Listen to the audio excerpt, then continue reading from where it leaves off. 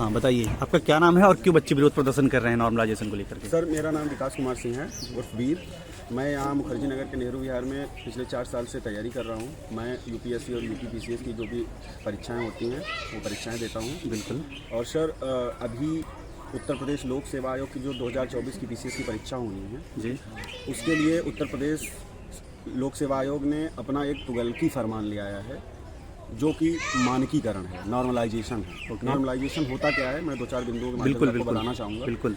Normalisation sir उन परीक्षाओं में, अभी तक कुछ परीक्षाओं में बेसिकली होता है, जैसे आईआईटी जेईई की परीक्षा होती है। उसमें पूरे भारत के छात्र होते हैं, पूरे नेशनल एग्जाम है, उस पर सर 15 लाख 20 लाख छात्र पेपर देते हैं। तो उसमें एक से अधिक पालियों में, एक से अधिक दिनों में पेपर कराया जाता है जी।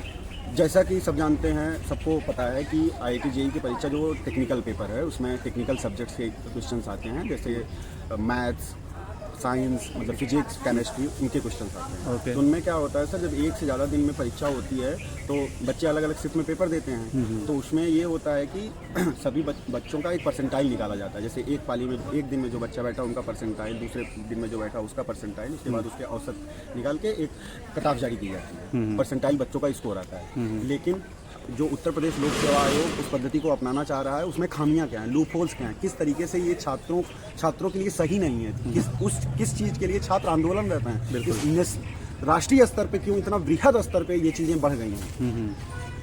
उत्तर प्रदेश लोक सेवा आयोग के पीसीएस की परीक्षा में 2 पेपर होते हैं सर। एक GS1 का पेपर होता है, एक GS2 का पेपर होता है। ये इसमें GS1 के पेपर में मानवीय विषय आते हैं। मानवीय विषय जो होते हैं उसमें जैसे इतिहास है, भूगोल है, राज्यव्यवस्था है, अर्थशास्त्र है, कृषि से जुड़े सवाल हैं, समसामयिकी है और पर्यावरण के सवाल हैं, इत्यादि इत्यादि। और जो दूसरा GS का पेपर होता है सर, उसे हम CSAT कहते हैं। उसमें एप्टीट्यूड और एप्टीट्यूड आता है, इंग्लिश आती है, मैथ्स आती है, उस तरीके के क्वेश्चन होते हैं।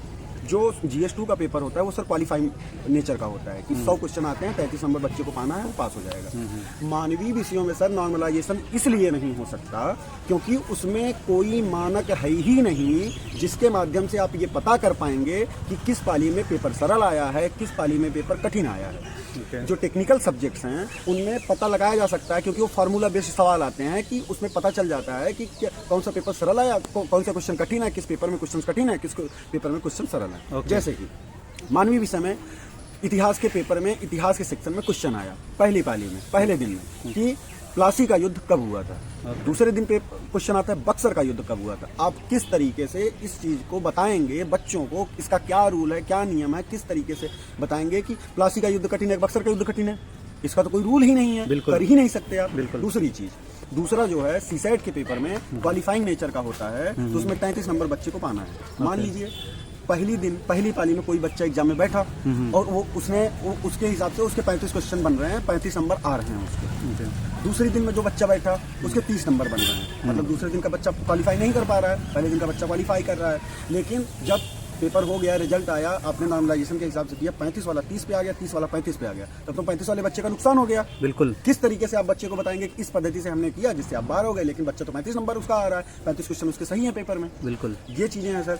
दूसरी चीज, एक चीज और मैं बताना चाहूंगा कि उत्तर प्रदेश लोक सेवा आयोग के पिछले 10 वर्षों का इतिहास आप उठा के देख लीजिए, पेपर उठा के देख लीजिए, औसतन 5 से 10 क्वेश्चन हमेशा हर पेपर में गलत आए हैं, हमेशा आए हैं। उसको आप किस तरीके से जस्टिफाई कर पाएंगे बच्चों के बीच, क्या कैसे करेंगे? एक चीज और इसमें निकल के आ रही है कि जो आयोग अपना तर्क दे रहा है कि शुचितापूर्ण तरीके से हम एग्जाम कराना चाहते हैं, पेपर लीक ना हो, इसके लिए नॉर्मलाइजेशन हमको लाना पड़ेगा। सचिव का खुद का कहना है कि हमारे विशेषज्ञ तय करेंगे कौन सा पेपर सरल आया, कौन सा क्वेश्चन कठिन है, कौन सा क्वेश्चन सरल आया। तो मैं उन विशेषज्ञों से पूछता हूँ कि भैया प्लासी का युद्ध कठिन है, बक्सर का युद्ध कठिन है, बताइए आप। Very good. कैसे बताएंगे आप? नहीं बता पाएंगे क्योंकि उसका कोई मानक है ही नहीं, क्योंकि कोई उसका रूल है ही नहीं। जो हमें समझ में आ रहा है इसकी चीज क्या है, आयोग कितना इनकॉम्पिटेंट है, आप इसको इस तरीके से समझिए कि RO की परीक्षा 2023 की जो थी वो फरवरी में प्रस्तावित थी और जो PCS की परीक्षा थी वो मार्च में प्रस्तावित थी। लेकिन उत्तर प्रदेश लोक सेवा आयोग का जो RO का परीक्षा था फरवरी में हुआ, पेपर लीक हो गया। बच्चों ने आंदोलन किया, खुद बताया कि देखो भैया पेपर लीक हुआ है। आयोग नहीं मान रहा था, आयोग नहीं मान रहा कि भैया हमने तो पेपर करा दिया, बड़े सुचितापूर्ण तरीके से पेपर हो गया, बहुत बढ़िया। जबकि सब जानते हैं पेपर किस तरीके से किस स्तर पे लीक हुआ था।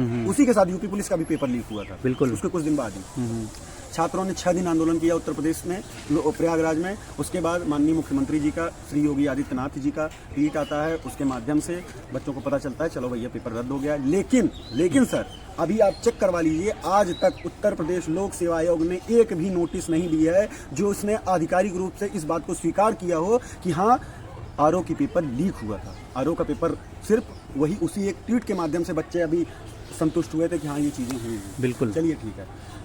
जिस ट्वीट के माध्यम से पेपर माननीय योगी आदित्यनाथ ने ये कराया था, उसमें ये भी उन्होंने कहा था कि 6 महीने के अंदर इस पेपर को हम कराएंगे, दोबारा करेंगे, बिल्कुल दोबारा कराएंगे। 6 महीने के अंदर लेकिन सर पेपर नहीं हो पाया। सरकार ने एक एसओपी बनाई जिसमें ये कहा कि हम इस पेपर को उस एसओपी में बेसिकली ये कहा गया कि उत्तर प्रदेश के 75 जिले जो हैं उसके जिला मुख्यालयों से 10 किलोमीटर के रेंज में जो भी सरकारी और अर्ध सरकारी स्कूल आते हैं, महाविद्यालय, कॉलेज जो भी हैं, उनमें हम पेपर कराएंगे। हम जो प्राइवेट निजी संस्थान के स्कूल हैं जिनमें पहले सेंटर बनता था उनमें नहीं बनाएंगे क्योंकि पेपर वहाँ से लीक होता है। लेकिन सर मैं इस पर एक चीज़ और बताना चाहूँगा, पेपर वहाँ से लीक नहीं हुआ है। पेपर लीक हुआ है कोलकाता का जो प्रिंटिंग प्रेस था, जहाँ पे लोक सेवा आयोग की संवैधानिक संस्था है, उसका एक प्रेस नहीं है, अपना राजपत्रित ऑफिशियल प्रेस नहीं है, वो निजी संस्थानों के जो प्रेस है उनसे पेपर छपवाता है। मतलब कितने संवेदनहीन लोग हैं, अपनी कमियों को नहीं करा पा रहे हैं, पेपर लीक करवा दे रहे हैं, कर नहीं पा रहे हैं तो वो बच्चों के ऊपर मर रहे हैं। पूरा सत्र गुजर गया सर, 27 अक्टूबर को पेपर होनी थी, 27 अक्टूबर को डेट आई थी कि एग्जाम होगा, लेकिन नहीं हुआ सर। बच्चे तब भी कुछ नहीं बोले, चलिए ठीक है आप समय ले लीजिए, आपको नहीं मिल रहा है कोई बात नहीं, करा लीजिए। सर ऐसा तुगलकी फरमान ले आते हैं ये 7-8 दिसंबर को पेपर कराने के लिए, कभी नवंबर में 5 या 7 की तारीख को नोटिस दे देते हैं सिद्दीक भैया हम 7-8 तारीख को पेपर कराएंगे विथ नॉर्मलाइजेशन। सर 7 नवंबर को शायद माननीय सुप्रीम कोर्ट का आदेश है, माननीय सुप्रीम कोर्ट का आदेश है कि बेसिकली उस आदेश में लिखा क्या गया है कि खेल शुरू होने के बाद खेल के नियम बदले नहीं जा सकते। बिल्कुल, इसका मतलब ये है कि जिस दिन से विज्ञापन आ गया कि किसी भर्ती प्रक्रिया का विज्ञापन आ गया, उसके बीच में परीक्षा के नियम नहीं बदले जा सकते। सर माननीय सुप्रीम कोर्ट ने कहा है कि यह आर्टिकल 14 को वायलेट करता है, लेकिन सर ये भी आयोग को समझ में नहीं आ रहा है, ये सुप्रीम कोर्ट के निर्देश की अवमानना कर रहा है। और आज पिछले 3 दिन से सर किस तरीके से किस स्थिति में बच्चे वहाँ पे आंदोलन कर रहे हैं, अब आपसी सहयोग से रात का खाना पीना सब कुछ खुद से कर रहे हैं, लेकिन न सरकार के कान पे जू रही है और न सर उत्तर प्रदेश लोक सेवा आयोग के अध्यक्ष के कान पे जू रही है। बताइए कौन जवाब देगा सर? बच्चों का मानसिक उत्पीड़न हो रहा है, इतने दिन से पूरा साल गुजर गया सर, मध्यम वर्गीय परिवार के बच्चे हैं, किस तरीके से कौन जवाब देगा सर? पूरा सत्र निकल गया, यहाँ पे रहते हैं औसतन सर एक बच्चा 10,000 रुपए खर्च करता है, कोई मध्यम वर्गीय परिवार 10,000 रुपए कैसे भेजता होगा अपने बच्चों को, उसके माता पिता जानते हैं। लेकिन सर इनके ये एसी के कमरों में सो रहे हैं, बढ़िया खाना पा हमारे बीच के सर यहीं से गए, लेकिन किस तरीके से इतना संवेदनहीन हो जाते हैं इसकी कोई सर सीमा नहीं है।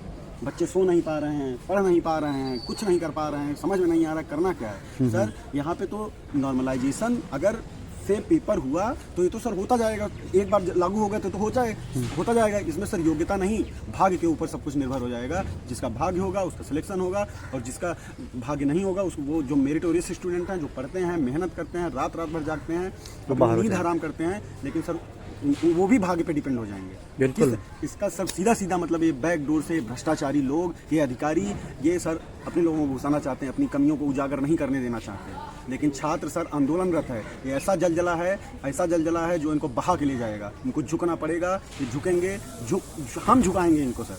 बिल्कुल, ये छात्र जिस तरीके से 12-12 घंटे 15-15 घंटे एक चेयर पे बैठ के किताबों में घुसा रह सकता है, उसकी ताकत को ये नहीं जानते छात्र शक्ति क्या है। बिल्कुल, हमारी सर सिर्फ एक मांग है, हमारी मांगों को जल्द से जल्द पूरा कर दिया जाए। नॉर्मलाइजेशन नहीं चलेगा। यूपीपीसीएस आरओ 1 शिफ्ट एक दिन में एग्जाम कराना पड़ेगा, और करा के हम रहेंगे सर, हमें ये मान ही नहीं है। बिल्कुल, दूसरी बात, जिस तरीके से आयोग ने कहा है कि सिर्फ 41 जनपदों में हम पेपर करा सकते हैं, और 34 जनपद सर वहाँ की शिक्षा व्यवस्था कुछ नहीं है। शासन वहाँ के प्रशासनिक अधिकारी जो हैं, डीएम हैं, एसपी हैं, उनको बुला के तलब नहीं कर सकता, भैया आप हमें अपने जिले में एक कॉलेज नहीं दे पा रहे जहाँ पे हम पेपर करा पाएं। मतलब किस तरीके से प्रदेश चल रहा है सर? इस कौन जवाब देगा, कौन जवाब देना करना चाह रहा है? कुछ नहीं है सर, सिर्फ छात्रों का मानसिक उत्पीड़न बहुत ही गलत तरीके से हो रहा है।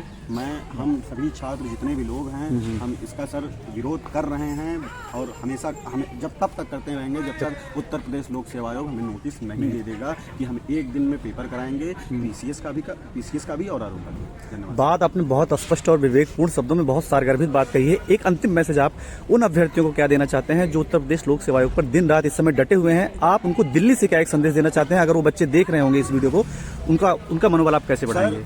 मैं खुद जौनपुर का रहने वाला हूँ। प्रयागराज की सीमा हमारे ज़िले से लगती है। मैं प्रयागराज खुद सर रहा भी हूँ। मैं अपने सभी भाइयों को, सभी साथियों को, सभी दोस्तों को ये कहना चाहता हूँ, आप डटे रहिए, लगे रहिए, अड़े रहिए। यहाँ पे जो भी हम लोग हैं, आपके भाई आपके साथ कंधे से कंधा मिला के खड़े हैं। अगर आज नोटिस नहीं आती है, कल नहीं आती है, हम खुद अपने पैसे से कैसे भी करके आंदोलन स्थल पर पहुंचेंगे और सर उसी हिसाब से जवाब देंगे जिस हिसाब से अध्यक्ष आयोग चाहता है, सरकार जिस हिसाब से सुनना चाहती है। पूरे संविधान सम्मत तरीके से, शांतिपूर्ण तरीके से आप वहाँ पे डटे रहिए, लगे रहिए। जो भी सर सहयोग है, जो भी तरीके की चीज़ें हैं, हम अपने स्तर पे कर भी रहे हैं। जैसे भाई वहाँ पे इतने लोग हैं, हमारे दोस्त, हमारे भाई, हमारी बहनें, हमारे बीच के लोग हैं, खाने पीने की व्यवस्था करनी है। हम यहाँ से सर स्विगी के माध्यम से, जोमेटो के प्लेटफॉर्म से वहाँ पे अपने भाइयों के लिए खाना भेज रहे हैं, पानी भेज रहे हैं, सब कुछ कर रहे हैं। जो हमारी सर जितनी क्षमता है हमारी, हम आपके साथ खड़े हुए हैं। लगे रहिए और जीतेंगे, लड़ेंगे, जीतेंगे। एक हैं तो सेफ हैं। बिल्कुल, आप कंधे से कंधा मिला के उनका साथ दे रहे हैं। बिल्कुल सर। धन्यवाद, बहुत बहुत धन्यवाद।